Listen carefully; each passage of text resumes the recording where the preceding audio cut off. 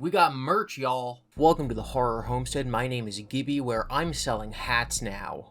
You too can rep the Scare Bear just by following the link in the description to my new fourth wall store. There's a couple designs there with more to come in the future. But if you're just clicking on this video and you have no idea who I am and you're like, why would I buy a hat with a channel name on it that I've never watched before? Then let me give you a reason. Because this is an episode of my channel's Q&A where you guys ask me questions about FNAF lore. This will be the final episode of that series.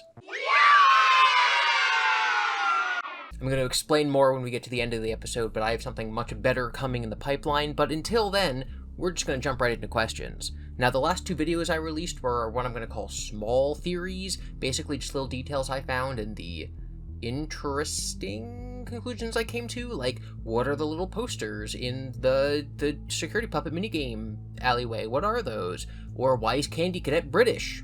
I don't know, so I asked you guys, so I'm going to be reading some of your responses to those theories and videos, and then just some random questions that we're going to be going over. This video shouldn't be too long. He said, with doubt and dread.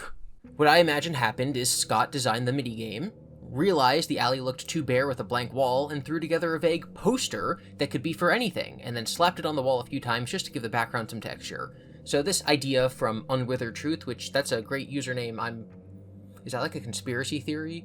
Like that there's truth behind the Unwithered? Never mind, we're not going to go over that. If Unwithered Truth, if you have a channel, if you have a conspiracy theory about the Withereds, let me know, because that's kind of something I'm going to be talking about later. But this is basically the most bare bones response to this question ever, which is, it's meaningless, it's just decoration. It's a perfectly valid and logical response that probably is what I'm going to end up believing at the end of this, but this is also something other comments have decided that that's what they're going to interpret the posters as. So, Unwithered Truth, I'm giving you an A+.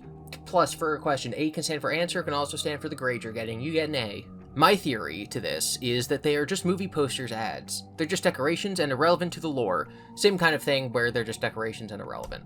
The figure reminds me of Deskman from FNAF World. Yeah, in the fact that we get very few pixelated humans in this game, so if we're looking at it as sort of like a non-purple guy pixelated person, say that 3 times fast, then yeah, it is interesting and cool to relate it to Deskman and see maybe where some theories could flow out of that observation. The Freddy's or Old Man's Consequences sprite from FNAF World actually came to mind.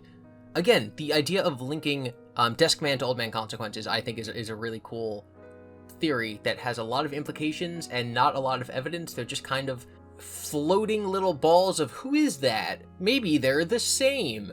And that is sometimes accurate, but I do think it's a bit of a stretch for me to claim that, like, oh, Deskman is Henry, is Old Man Consequences, even though that is something that I do claim. But yeah, so now equating this, like, weird poster man, the Hat Man, the gray Hat Man that you see inside the video game, it's haunted, I swear, guys. Yeah, it's a good comparison to make. We'll see where maybe that theory could go. I see it as a poster with an animatronic arm holding a plate in the air with a cake or a pizza on it. Yeah, one of the things I wished I'd been more clear about when I was making my own little design for that video was that he could be holding a cupcake, and the thing that kind of looks like it's on the end of his arm could be a cupcake on a platter, which is how the bear looks like in the Save Him minigame. It's Mario. Golden Mario says, "It's a me." Isn't there a Five Nights at Wario's? Is there an apparition in that game that says "It's a me"? Because if there's not, that is a waste. It's probably nothing. Yeah. Sometimes a poster is just a poster. Mr. Hippo, probably. Yeah. Like I said earlier, it's possible that it's an image of Freddy holding a cupcake on a platter, like in the Save Him minigame, but the YouTuber Candi Buunny has another theory. She actually sent me this on my official email, puffandevin@gmail.com, which is where you can send questions and stuff if it's related to, like, my channel overall, not necessarily FNAF Q&A questions, that's better for the comments section, but she sent me some pictures from her own sketches, so she drew out, like, a one-to-one of what the actual image looks like in-game, and then just filled in some details until it became roughly what she was imagining it would look like. And we end up with this. You see Fredbear with the hat, with the bow tie, holding a microphone, and then the text would say something like Fredbear's Family Diner with a logo, and then the established thing. The top left corner little pin thing that I'm like, maybe it's a tack holding it up, being the circular Freddy's logo, genius. Like, I didn't think of that. Having, you know, text that's vertical is weird, but it's not unheard of. I've seen that on posters all over the place. And then the thing he's holding being a microphone instead of a cake is also a totally valid response. This is, to me, the most likely outcome of what the poster is supposed to be representing. It's kind of what I drew on my little thing, and I'm like, I don't know which one of these it is. And just seeing this, I'm like, yep, that's it. So shout out to Candi for that. I'm actually going to be talking about her a little later in the video as well. What if somehow the indie developer games are exactly the same we play, but they only get the lore right because they have access to the Flipside? So this is in reference to the first Help Wanted game, where we learned that the original FNAF games were paid for by Fazbear Entertainment to be fictional games that people in universe are allowed to play to discredit the rumors and the myths that happened in the game. And it's this whole thing that really confused people for a while. It's still very confusing. That's why I had to kind of stumble over my words and think very carefully there about how I was going to explain it. But this person's theory is that the way that those games were able to be so accurate is because the developer didn't have to make them a one-to-one to reality, because as they are video games, and video games can be haunted and contact heaven or something in this game, they could just kind of pull additional details from the flip side. My sort of reason for why that wouldn't necessarily work would be that I think that video games can touch the flip side, can touch animatronica, can talk to the ghosts, if the physical arcade cabinet that houses the wires and the circuit boards and the motherboards and the IM boards has Remnant attached to it, the way that Remnant can attach itself to an animatronic, and then the animatronic's programming takes over, but it's sort of like powering the animatronic, like making it come to life. If it makes an arcade cabinet come to life, then the arcade cabinet can now touch the spirit world. If these are just games that were released on Steam, or the FNAF version of Steam, then I don't think that necessarily they can be haunted the same way that the arcade cabinets in the Freddy's locations are haunted, but it is a good idea. And obviously, just because I may have noticed something, I might be 99% of the way there with my theory. That doesn't mean I'm right. It doesn't mean that what you're saying can't be correct. It's just not how I choose to interpret it. In my video about CandyCadet being British, I laid out the theory that it's possible that he is some version of the Mimic. This is not a theory that I believe, it's just something that is possible given the evidence that we have. The Mimic is first and foremost a program, and that program then goes and it takes hold of different aspects of the Freddy's franchise. So there's a Glitch Trap, which is the Mimic. There's the actual Mimic Endo that tears people's arms off in the epilogues of the books. He's possibly the very important pig from that story. He's possibly like this just amorphous AI that is running all over the Pizzaplex and is controlling every single screen that you look at and is coming up with the routines for the animatronics and controls the staff bots. Like, we don't know exactly how far his influence goes, but that is very much a possibility.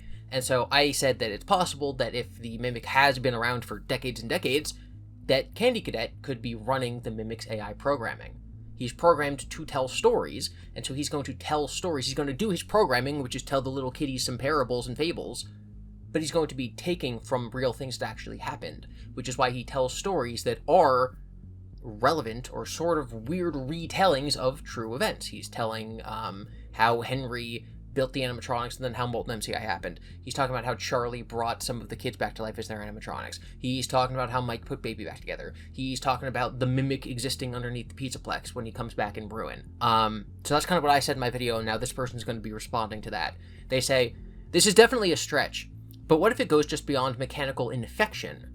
I can't seem to stop thinking that maybe the Paper Pals, and by extension other Trash Gang affiliated objects perhaps, hold a bigger role than popularly speculated. It started when I watched John's FNAF Secret of the Mimic demo, where he found blueprints for cardboard cutouts on the floor. Why would there be a necessity for blueprints for cardboard cutouts, especially when previous blueprints found within the franchise are always animatronic related? Then I saw someone get an Xbox achievement for taking a picture of 4 animatronics at the same time during Security Breach by taking a picture of a cardboard cutout. I also remember an interview with Scott mentioning not to undermine the Paper Pals, but of course I can't remember the source. Now that the popular discourse surrounding the Mimic and the Paper Pals is that the third Paper Pal seems to be in early games as the Mimic, that comes from game theory, I feel there is more going on. What were the Paper Pals created for? Created by? I could be totally wrong, but just something to think about. So I do like that. I love that Paper Pal discourse is coming up. That's something that I really advocated for when I was making my too long FNAF video, and I'm glad that there's like an entire episode of Game Theory now about the Paper Pals, even if I don't necessarily agree with their conclusion. But yeah, this idea that there is an mechanical infection, or like a haunting, which is kind of the same thing, right? Like an object is haunted, something that's technological could be infected by like the Mimic virus or by the Remnant virus. It's possible that that could lead to the Paper Pals in the building being haunted, or, right, like why in FNAF 1 do you hear weird carousel music in the background? Is that just like actually a music that the building is capable of producing, or is that some weird haunted hallucination that you're hearing because there's ghosts? I think that it's all of the above. I think that we need to take the trope of like the building is haunted from movies and other horror stories and apply it to FNAF. I think people take things way too literally when they're like, this one kid, Gabriel, is inside Freddy, and he is piloting Freddy like a mech suit, and Freddy is haunted. It's like, well, no, like, we don't necessarily need, like, Chica's, or Susie's dog to be in Chica's cupcake, or something like that, for the cupcake to also be haunted. I think that everything about the franchise is haunted. I think that if you were to log into the Freddy's website, it's possible that it's haunted. There is an evil curse, and it's bad. Okay, let's consider this. CandyCadet has a connection to the Flipside. He knows a lot about what is happening and wants to help whoever the player character is understand, but he gives information in the least helpful way possible. Riddles. They can be super obvious riddles or incredibly cryptic riddles. Conclusion, CandyCadet is Old Man Consequences. Again, I don't have any sort of problem, and I think that this kind of connection between two different dots is what allows the best theories to come forth. Like, you know, CandyCadet and Old Man Consequences and Deskman and the guy in the poster in the alleyway are like all the same character. I've seen very compelling arguments for Old Man Consequences being anybody from Charlie to Mike to Henry to his own original character. Not Real Name Not At All put out a great video talking about how Old Man Consequences could literally just be like a force for good, like a representation of the god character within the FNAF universe, right? Like he could be like, you know, the Archangel Michael, right? Like that's like a thing that was talked about. And I think that any of those are valid interpretations until we learn more later. And so the idea that like CandyCadet sort of holds this archetypal position of being the person who tells the riddles to the main character, and thus isn't necessarily a character with a name in the story, but is more a trope or an archetype for this kind of story, is something that is just as valid and I think just as satisfying as a conclusion.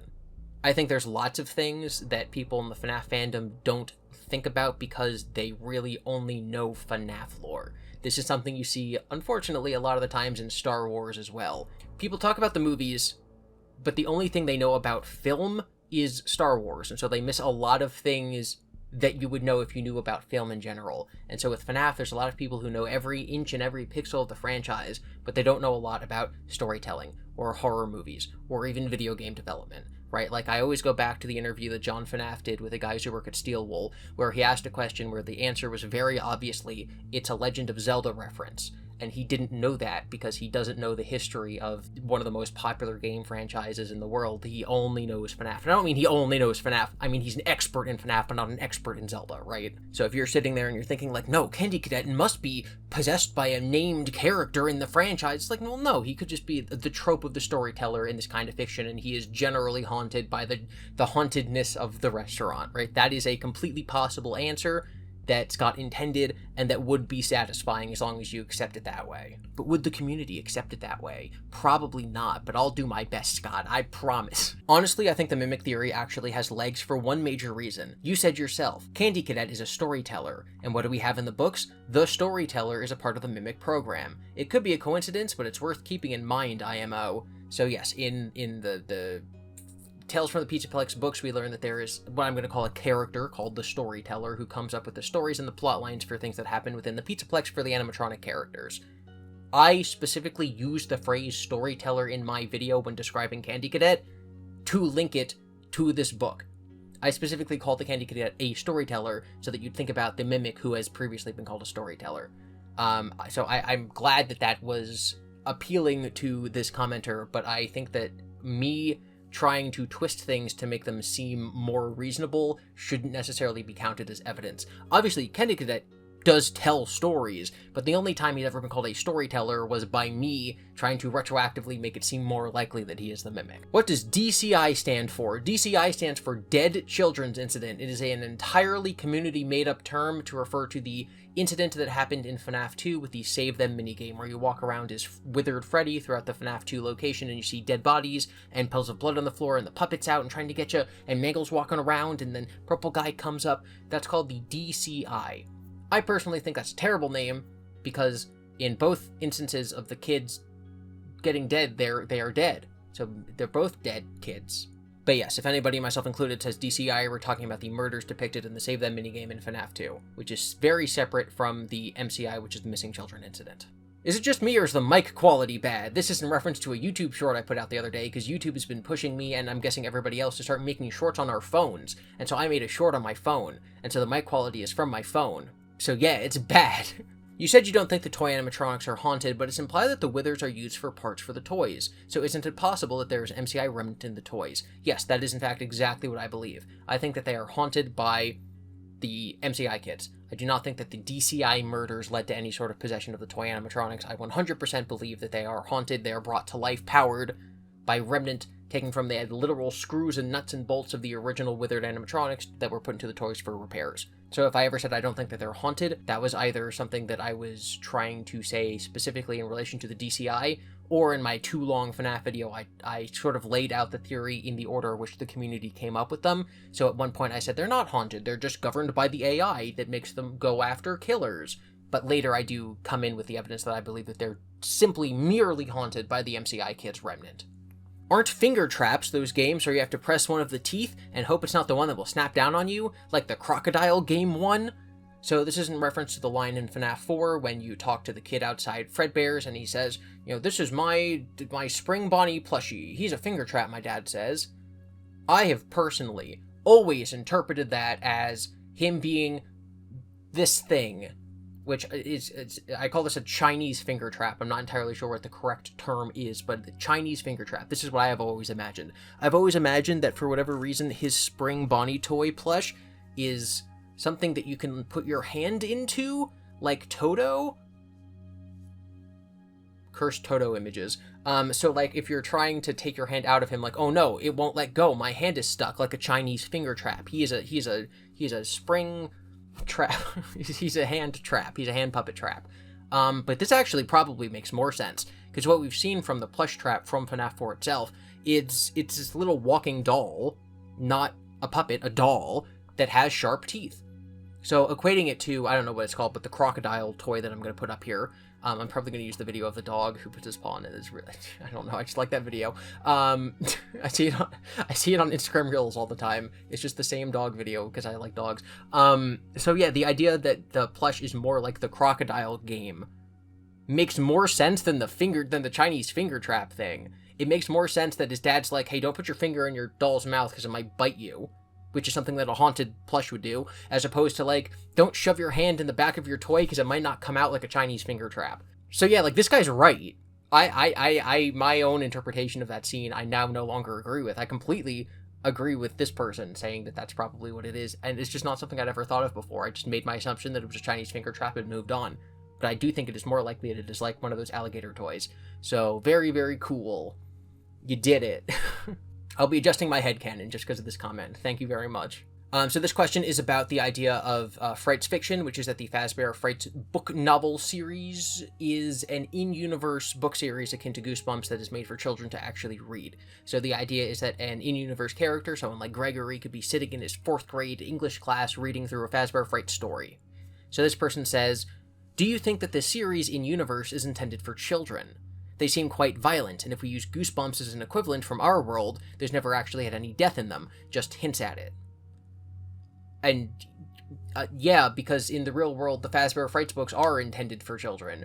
Clearly a little older than Goosebumps book, where this person's right, there are very few deaths in Goosebumps. I think the original one, Welcome to Dead House, ends with, spoilers for a book that none of you are going to read if you haven't already, it ends with, like, these kids move into a new house, and then it turns out that everyone in town has been dead the whole time, and so there are technically dead children in that book, but you don't really see any of the characters die.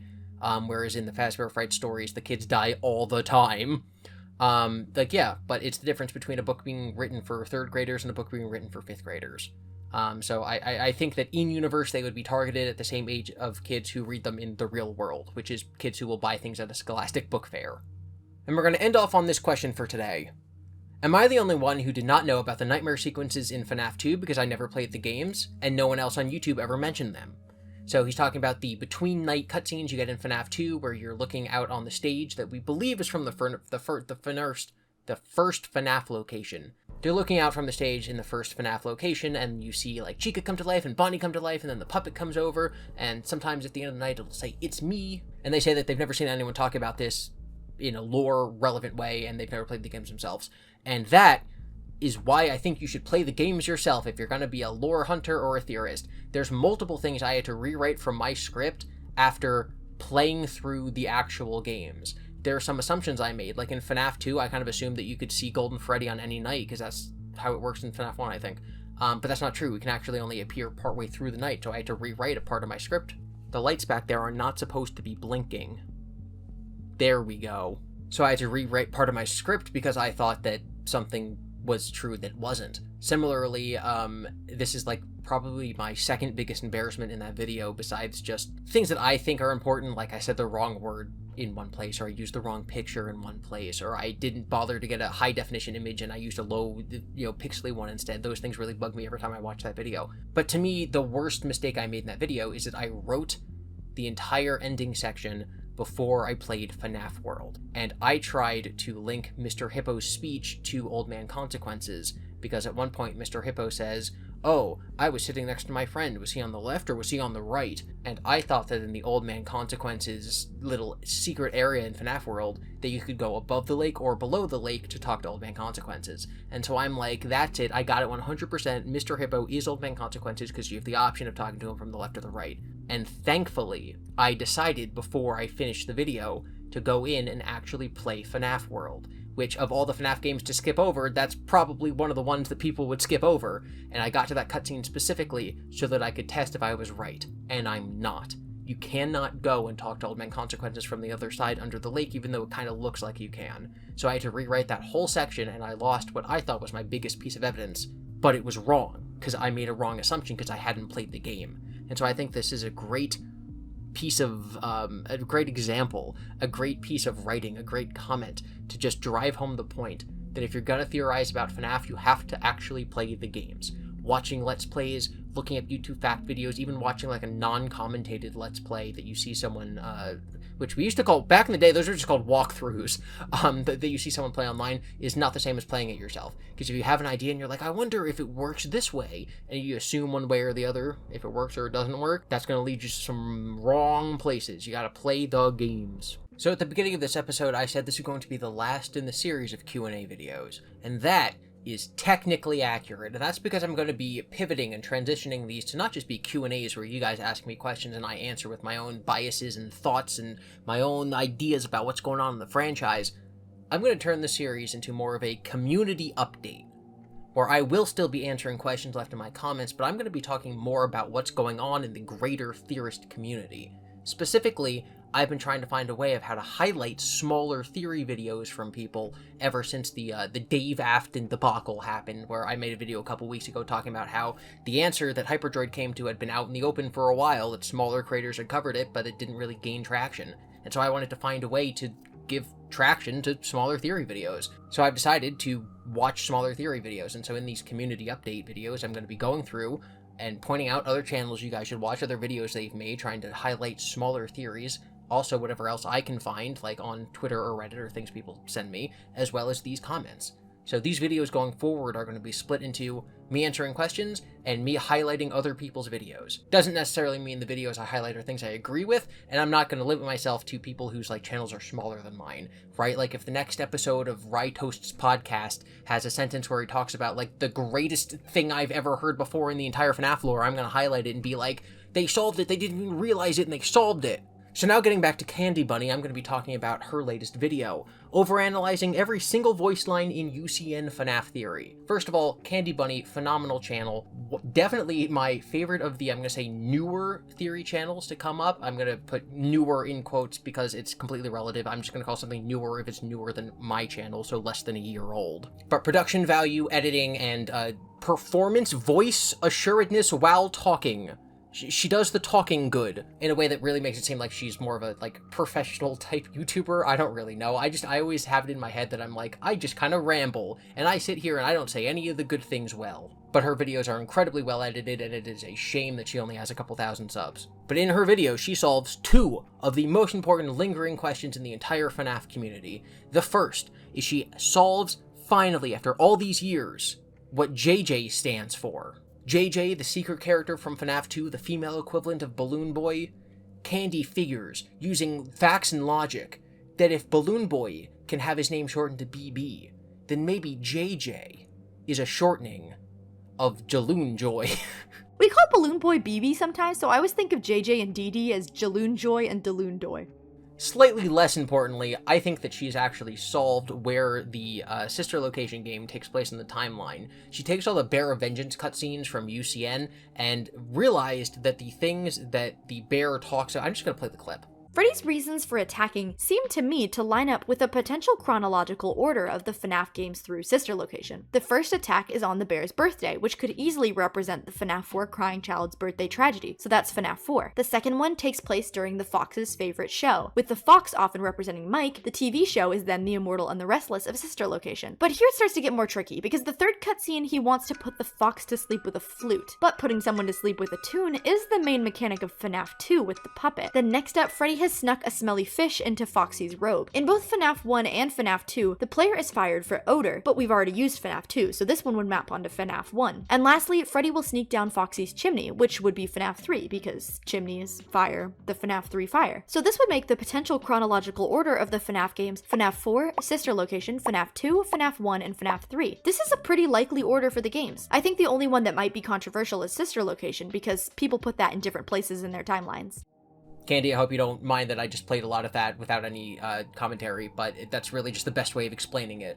Now, it doesn't hurt that that's the exact timeline I personally believed in, which is that sister location happened before FNAF 2, but yeah, I'm just biased. So yeah, this is just a really cool way of looking at the lore and looking at the evidence as shown to us in the one game to kind of create something and really back up something that I already believed happened, which is that sister location happens before FNAF 2. Because if we take the Bear of Vengeance scenes and you put them in order, then that could line up and it could be good.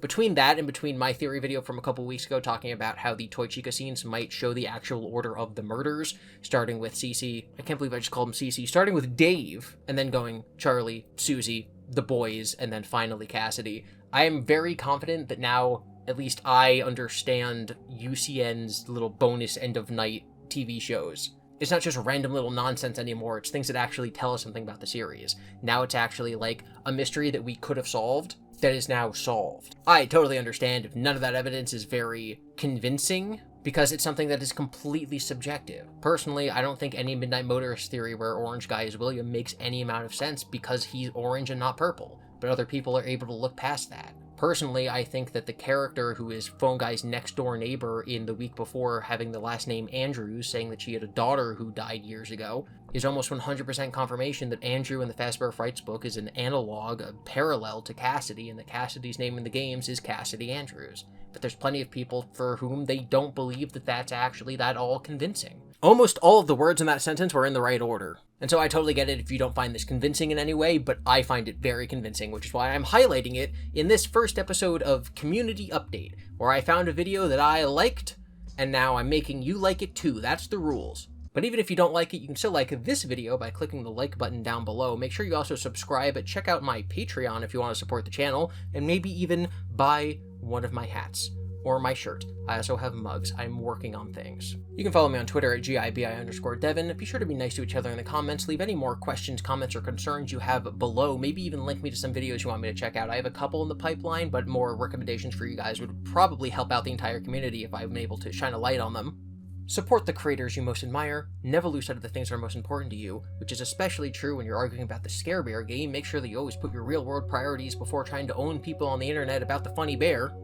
And remember that Freddy's stands for friendly, respectful, engagement, discussion, and discourse yields success. And we will see you next time.